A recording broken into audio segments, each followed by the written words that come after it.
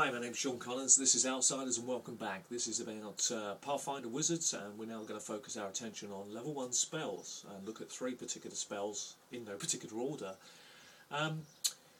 These are 3 spells that I think are genuinely contenders for all-round abilities and advantages for your character. The first one that I'd like to focus on is one of the most useful spells in most situations in my book at low level, and that is Grease. Grease is beautiful, particularly if you use it, in my view, the best way, which is to use it in a 10-foot square area. The range of the spell is short, it's 25 feet plus 5 feet for every 2 levels. However, in a combat situation, it can control an area that enemy have to cross into to get to you, and then when each enemy tries to go into that area, there's a very high chance they're going to fall over.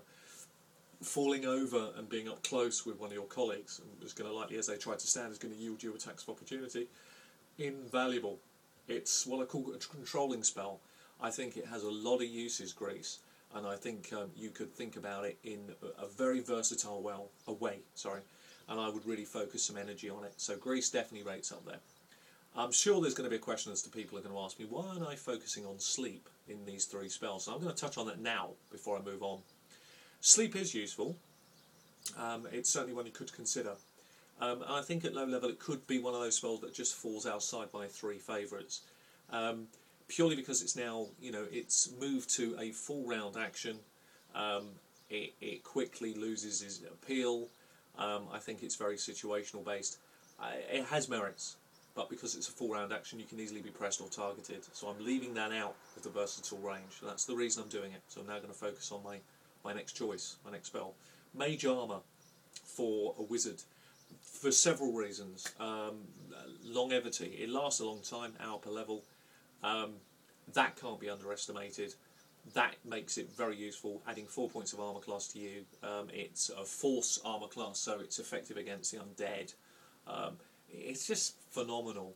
You can't lose sight of that. 4 points of armour to a wizard is just unbelievable.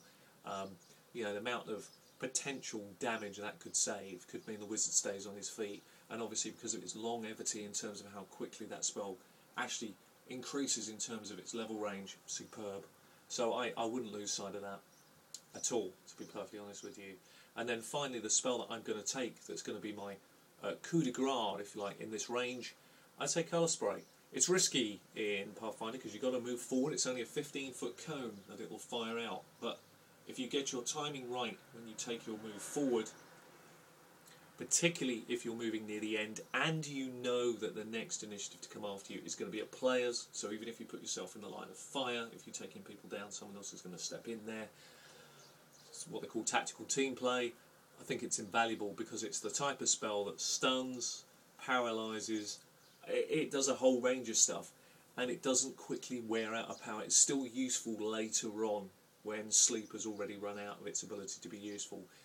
Colour Spray still goes on for a little bit longer, so it's a choice not wasted.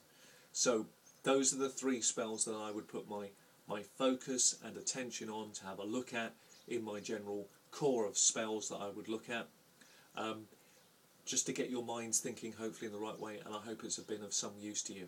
Anyway, this has been Outsiders. My name is Sean Collins. Take care of yourselves. Till the next time. Bye bye.